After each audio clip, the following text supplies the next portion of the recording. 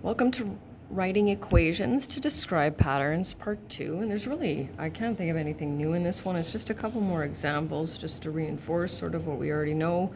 Table of values, expression, equation, and then answering questions related to those equations. So here we have another set of diagrams. Toothpicks were used in the pattern, and the pattern continues. And then it says the number of toothpicks, you can see the diagrams there, is related to the figure number. And so this is not quite perimeter, but somewhat similar. And so the number of toothpicks, T, right, that's what we're going to count.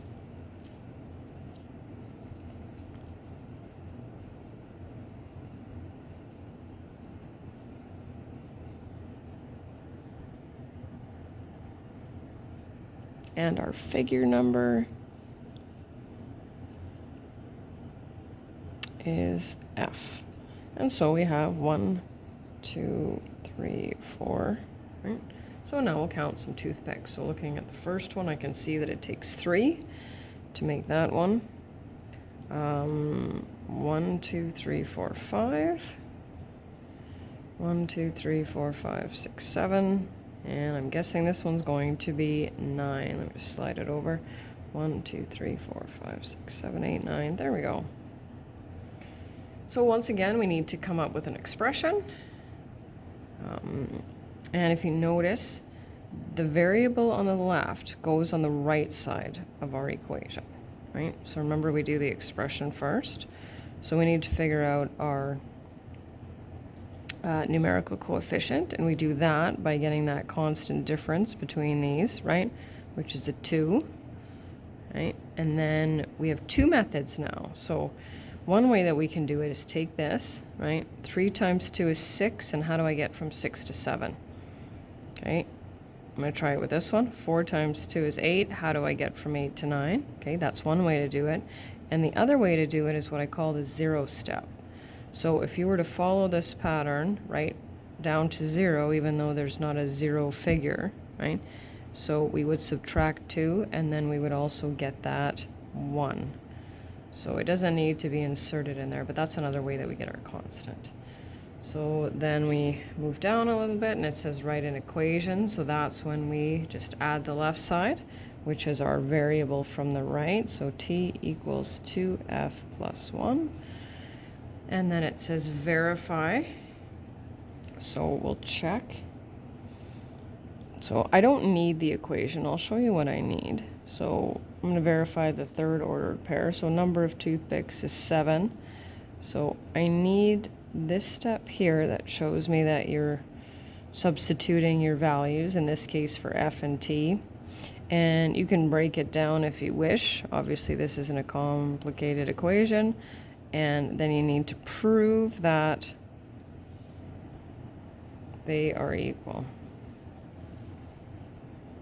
Using your equation, calculate the figure number that requires 233 toothpicks. So we clearly know 233. I like to put my equation in there sometimes, but that's not necessary. So I would suggest it if you're having a difficulty figuring out where to put that, where to put the numbers. Subtracting 1 on both sides. Divide both sides by 2. And so if we go back to our table of values, it'll tell us that F stands for figure number. So this will be figure number 116. And using your equation, calculate the number of toothpicks required. So T equals 2F plus 1. T. And for the 17th diagram, we will need 35 toothpicks. So just a lot of the same as what we did in the previous lesson. And here's another one. So my suggestion to you would be to give this one a try, whether you have a copy of the notes or not. It says the first four rectangles in a pattern are shown. Pattern continues. Each small square has a side length of 1 unit. The area of a rectangle is related to the rectangle number. So there they are.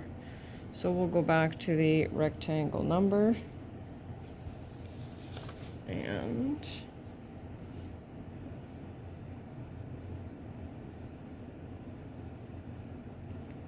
as N, and the area, which is an A. So 1, 2, 3, 4. So if you want to count that, well, calculate it by determining the length and the width, and go length times width, or you can just count the squares, right?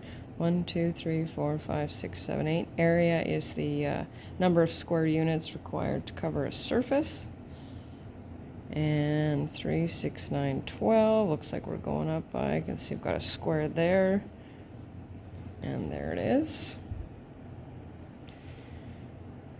So which variable do we need for the expression? We need the one on the left, because we want to get from the one on the left to the one on the right. So our constant difference here is 4.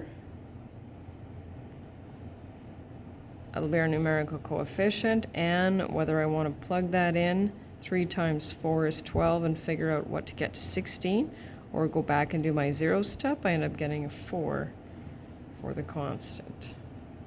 Write an equation, so now, just like the other examples, we'll add that left side. Verify one of your ordered pairs. I'll just take the last one. Got my equation just up top, so that's good.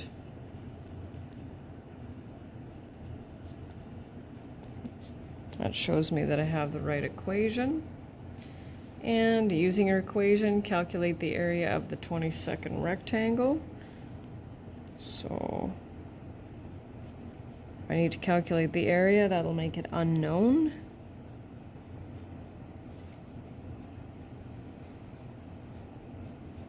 And how do we measure area? We got 92, right? Area is measured in square units. So perimeter units, area and surface area are square units, and volume are units cubed. And last here, using your equation, calculate the rectangle number if the area is 124 units squared. So that's not 124 squared, it's just 124 square units. So 124.